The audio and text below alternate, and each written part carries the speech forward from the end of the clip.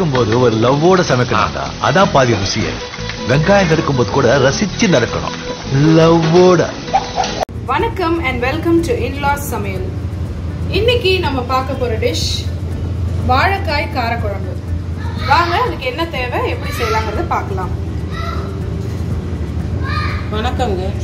இப்போ இந்த காரக்குழம்பு செய்கிறதுக்கு சின்ன வெங்காயம் ஒரு 1/4 கிலோ சின்ன வெங்காயம் உரித்து வச்சுருக்கேன்.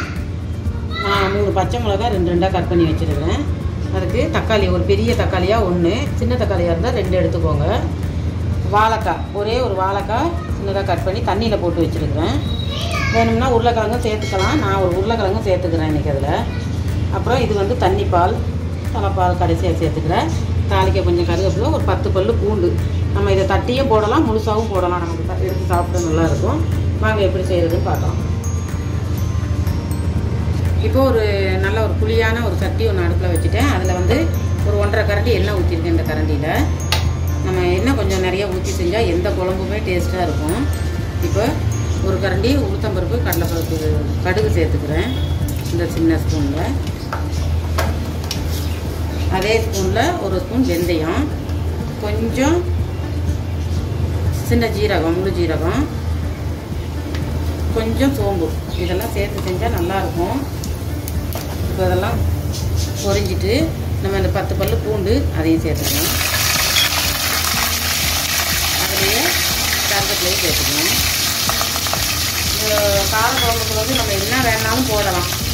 கத்திரிக்காய், முருங்கைக்காய், வெறும் உருளைக்கிழங்கு, கருணக்கிழங்கு எல்லாமே சேர்க்கலாம். நான் இன்றைக்கி வாழைக்காய், வெண்டைக்காய் எல்லா காயிலையுமே நம்ம காரக்குழம்பு வைக்கலாம். பொதுவாக காரக்குழம்புக்கு வந்து தேங்காய் பால் ஊற்ற மாட்டாங்க.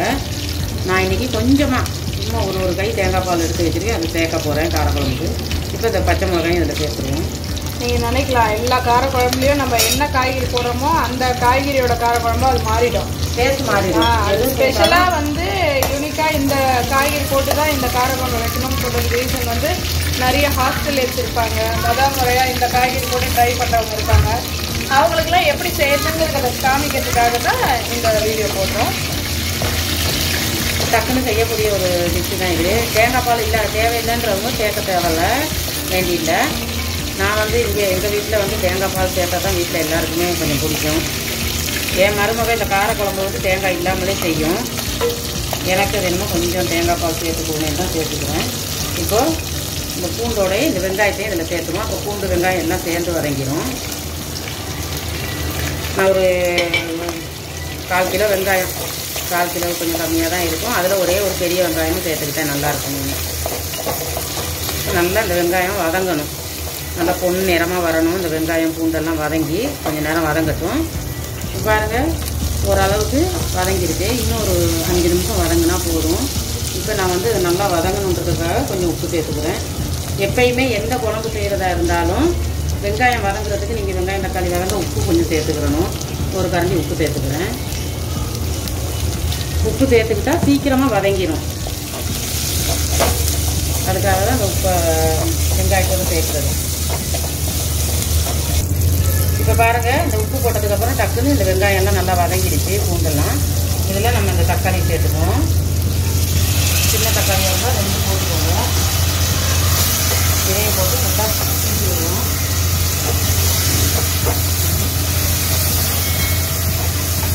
தேங்காய் பால் எதுக்கெடுத்தாலும் தேங்காய் பால்ன்றதுக்காக நாங்கள் போடுற வீடியோ குழம்பு செய்யாமல் இருந்துடாதீங்க. கண்டிப்பாக ட்ரை பண்ணி பாருங்கள், நல்லாயிருக்கும். தேங்காய் பால் வந்து நம்ம குளிர்ச்சி, வயிறு புண்ணு அந்த மாதிரி அதுக்கெல்லாம் ரொம்ப நல்லது. வேணான்னா நீங்கள் தேங்காய் பால் குறைச்சிக்கலாம். இப்போ நல்லா கிண்டி விட்டுட்டேன். கொஞ்சம் நேரம் வதங்கட்டும் தக்காளி. இப்போ பாருங்கள், இந்த தக்காளி போட்டதுக்கப்புறம் தக்காளியும் நல்லா வதங்கிடுச்சு. இப்போ நான் வந்து இந்த காயை சேர்த்துக்கிற போகிறேன். அதில் தண்ணியில் போட்டு வச்சுருக்கேன், தண்ணி இல்லாமல் எடுத்து சேர்த்துக்கிறேன். ஒரே ஒரு வாழைக்காய், ஒரே ஒரு உருளைக்கிழங்கு, நிறைய தேவையில்லை. உங்களுக்கு உருளைக்கிழங்கு வேணான்னா நீங்கள் வெறும் வாழைக்காய் போடலாம், இல்லை வாழைக்காய் வேணான்னா வெறும் உருளைக்கிழங்கு கூட கொடுக்கலாம் இந்த காரக்குழம்புக்கு. இப்போ இதையும் நம்ம வந்து நல்லா கிண்டி விட்டுருவோம். இதுவும் கொஞ்சம் நேரம் எண்ணெயில் வதங்கணும். வதங்கினதுக்கு அப்புறமா தான் நம்ம மசாலா சேர்க்கணும்.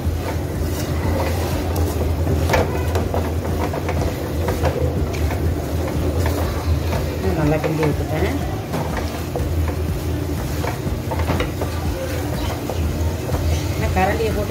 கட்டாருங்குது. ஆமாம். கொஞ்சம் நேரம் வதங்கட்டும். இதுவும் இப்போ ஓரளவு இந்த வாழைக்காய் உருளைக்கிழங்கு வதங்கிட்டு தக்காளியவே காணும் நல்லா வதங்கிட்டு. இப்போ இதில் வந்து நம்ம மசாலாலாம் சேர்த்துக்குவோம். அடுப்பு கொஞ்சம் சிம்மில் வச்சுக்கோங்க. மசாலாலாம் சேர்க்கும்போது ஒரு 1/2 ஸ்பூன் மல்லித்தூள் சேர்த்துக்கிறேன். நான் வந்து இன்றைக்கி காஷ்மீர் சில்லி மிளகாத்தூள் தான் சேர்க்க போகிறேன். அதனால நான் அரைச்சி வச்ச மிளகாத்தூள், வெறும் மிளகாத்தூள் மிளகா அது ஒரு 1/2 கரண்டி சேர்த்துக்கிறேன்.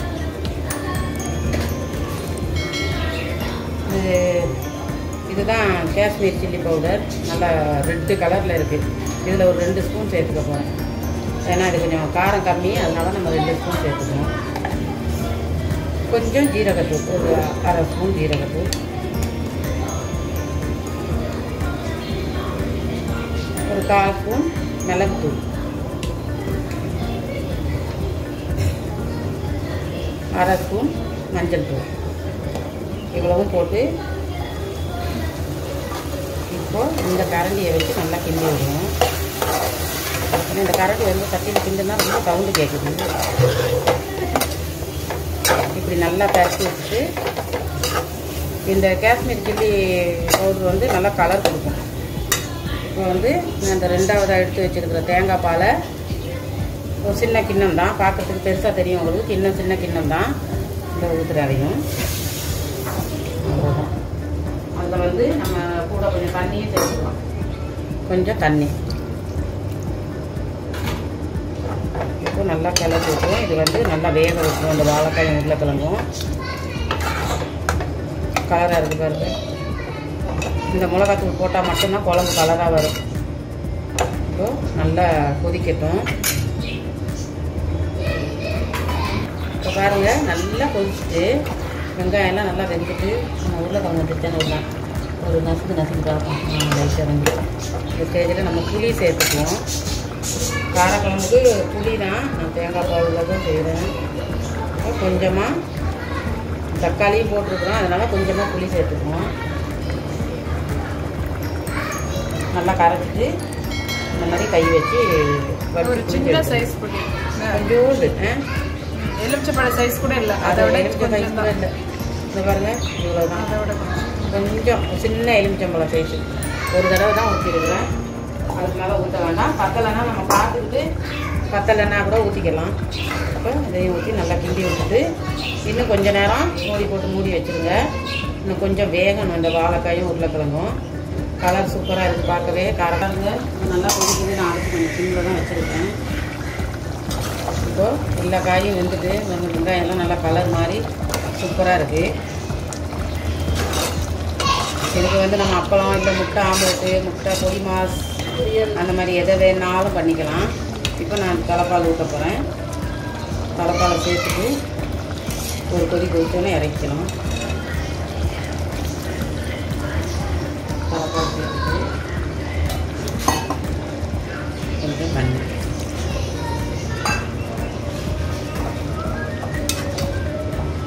நம்ம என்ன தான் பால் ஊற்றினாலும் கலர் மாறாது, அப்படியே தான் இருக்கும். இப்போ ஒரு கொதிக்க விட்டுருவோம்.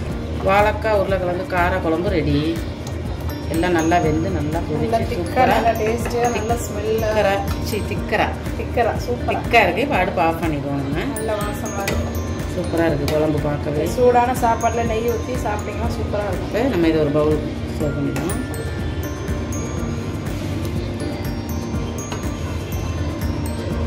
மெயினாக பூண்டு போடணும், போட்டால் ரொம்ப நல்லாயிருக்கும். ஸோ நல்ல திக்கான சுவையான ஒரு வாழைக்காய் காரக்குழம்பு எப்படி செய்யறதுன்னு பார்த்தீங்க. சுடு சாப்பாட்டுக்கு சாப்பிட்றதுக்கு ரொம்ப நல்லாயிருக்கும். குயிக்காக செய்யக்கூடிய ஒரு டிஷ் தான். நீங்களும் ட்ரை பண்ணி பாருங்கள் கண்டிப்பாக வீட்டில். எல்லா சமையலுக்கு சப்ஸ்கிரைப் பண்ணாதவங்க எங்கள் சேனலுக்கு சப்போர்ட் பண்ணுங்கள், சப்ஸ்கிரைப் பண்ணுங்கள். அடுத்து ஒரு நல்ல டிஷ்ஷோடு உங்களை சந்திக்கிறோம். until then பாய். எங்கள் சேனலுக்கு சப்போர்ட் பண்ணுங்கள், சப்ஸ்கிரைப் பண்ணுங்கள். நீங்கள் பண்ணுற சப்போர்ட்டில் தான் நாங்கள் இன்னும் நிறைய வீடியோலாம் போடுவோம். கண்டிப்பாக சப்போர்ட் பண்ணுங்கள், சப்ஸ்கிரைப் பண்ணுங்கள். Okay bye. சமைக்கும் போது ஒரு லவ்வோட சமைக்கணும்டா, அதான் பாதி ருசியே. வெங்காயம் நறுக்கும் போது கூட ரசிச்சு நறுக்கணும், லவ்வோட.